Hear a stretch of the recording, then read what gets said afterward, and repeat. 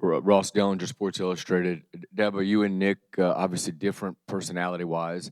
How are you different in the way maybe you built your program and you run your program? Um, I've never been in his program, so I really I've not been inside his walls. I've never been in his staff meetings, so I can't really answer that. With a lot of knowledge. All I can say is I think that we're both true to who we are. Uh, Coach Saban believes in who he is and how he does things.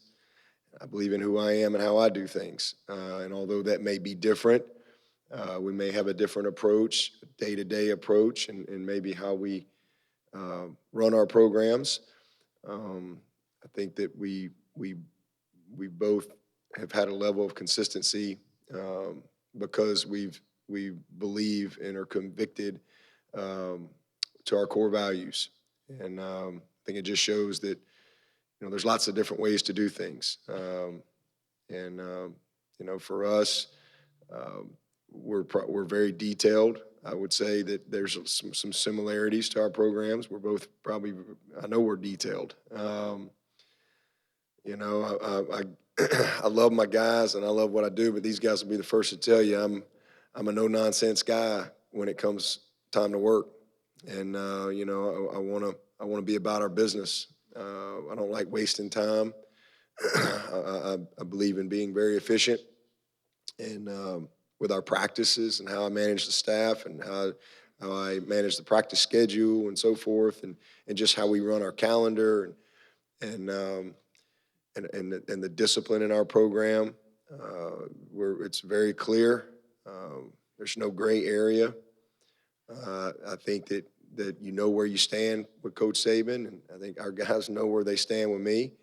And so there's, I'm sure, a lot of similarities, but I can't, having never worked for him, I can't really. All I know is what I know and what I do and what I believe in. But I do think too we both have built a great infrastructure and support staff that's been incredibly beneficial to our players and their development. So that's probably it. We're going to come right over here, slightly to our right, third row. Slightly to the right. Right. Eric Bransford, the San Francisco Chronicle. Trevor, if you can recall, at 9 a.m. Tuesday a year ago, what class you would have been in and who your teacher was.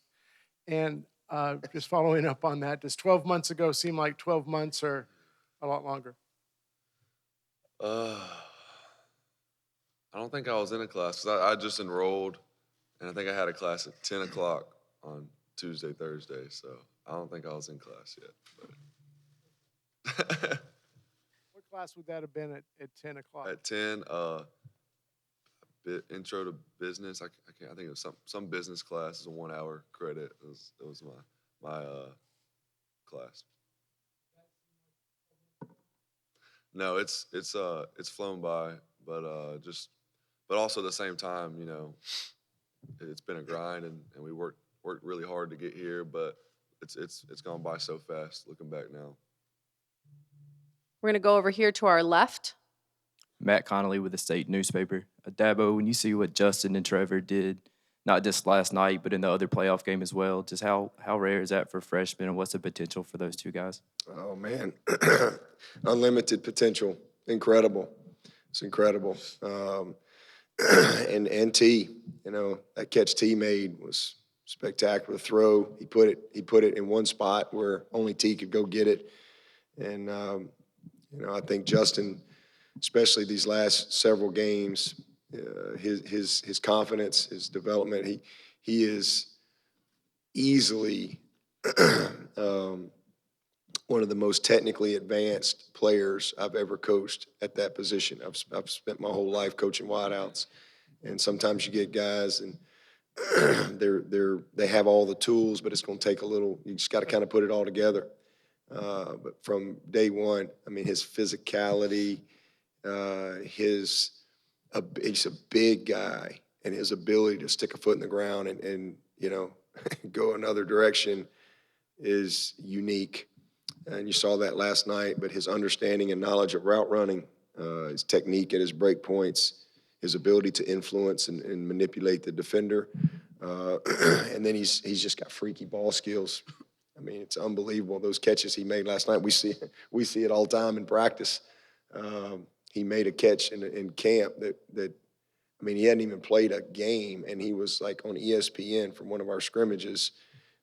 So those plays come natural to him, and it's pretty special to see what he was able to do this year as a freshman, and how humble he is, and how he went about his work, and the development of he and T this year. And then as we progressed, we were able to get those guys on the field a lot together, and that created and you put him back there under center. And, ET at tailback, man, it gave us a lot of options. So I'm excited to know that we got that number 8 back next year, and T and Trevor. So should be fun. We're going to go right over here to Gene, right, slightly off to the right. Gene Sapikoff from the Charleston Post and Courier. Dabo, when you signed Nolan Turner, I think his only other offer was UAB, and a lot of people thought you were just doing a favor to your late buddy. He played a heck of a lot last night and played really well. What can you say about his journey? Yeah, we get a lot of that. There's a lot of people think we just do favors. People create their own stories. It's, that's why when you can't pay attention to that stuff, man. That's another reason we've been successful is we do things that we believe in, and we don't sign players that we don't feel like bring great value to our program. And we would not have signed Nolan Turner, after that first year. It's just that, again, that divine intervention, call it. I mean, we weren't recruiting really hardly any DBs, and we had 4 guys leave early after that first national championship game. 4 DBs: T.J. Green, J-Ron, McKenzie, Travis Blanks. And so now we got to go out and we got to find some DBs. And we were fortunate to get Trayvon. And then I flew down to see him and meet with his mom. And he came in, and I went out to Kansas and got Isaiah Simmons, Kayvon Wallace. And I went back and looked, because I had offered Nolan an opportunity to walk on, because, again, I knew I wasn't going to have a scholarship. And when I started looking at all the tape, and I went back and I looked at Nolan's tape, and I'm like, what am I missing here? I mean, this guy can play. So I called Buddy Anderson, who's the head coach at Vestavia and has been the head coach there for, 50 years. And he's coached a million players that have gone on to play college ball, and I just wanted to talk. I said, I just want your honest opinion. What's your thoughts on Nolan? And it was almost like I popped the balloon right there, and it was almost like relief for Coach Anderson. He talked about how frustrated he was. He said, this guy is as good a player as I've ever had come through here. He said, I can't get anybody to recruit him. Alabama had offered him a preferred walk-on spot as well, and I said, that's all I need to hear. That's it. And so I took the tape down and I pulled it up for Brent to look at. I wanted to see what he didn't tell him anything about him. He didn't know anything about him. I said, I just want you to watch this kid. And we watched him, and Brent, he gets fired up. He's like, man, this guy can play. He's a baller. Who is he? Where is he? I said, all right, good. That's all I need to know. And the rest is history. So it was so, and again, that just, God worked that out. That's just how things work. And so I was able to call KT and Raymond, KT's dad. And that's one of the most special moments ever for me, to be able to tell KT that I was going to fly in town the next day, and, not to tell Nolan. Nolan thought I was coming to the school to offer him a walk-on spot. And I told Nolan early on, I said, I just want you to know the rhetoric is going to be that, we feel sorry for you, and, we're only offering you a scholarship because of my relationship with your dad. And, that's going to be the storyline, and you need to get yourself ready for that. I said, but man, you can play. And what I want you to know is you've earned this. All right.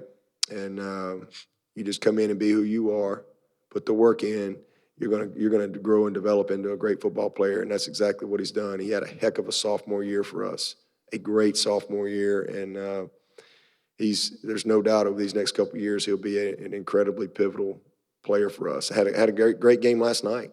Did a heck of a job. Plays on all the special teams and starts in our dime package, and we went to him early in the game last night. We gave up a couple big plays, and thought he settled us down a little bit. But really proud of Nolan. We're going to take 2 more questions. We're going to start over here, left of the aisle. Yeah, Max Olson from The Athletic. Dabo, when you have your first team meeting Friday, you're going to be missing right here. Oh, okay. Somewhere. Oh, there you are. Okay. Yeah, hey, when you have your team meeting Friday, you're going to be missing a few defensive linemen for that, I imagine. How do you feel about the next man up mentality with that group and just the number of reps you're able to get the younger guys to get ready for their bigger role next year? Oh, man, I'm excited about it. I love that. I can't wait to have that meeting on Friday. It's always a fun meeting for me to kind of reset the room, if you will, and kind of paint a picture of what this new journey is going to look like and what we've got to do. Every year is a new challenge, and you don't carry anything over. Trevor's got to go earn the job again. Trayvon's got to go earn the job again. We got a starting point, but he's got to prove that he's still the best player.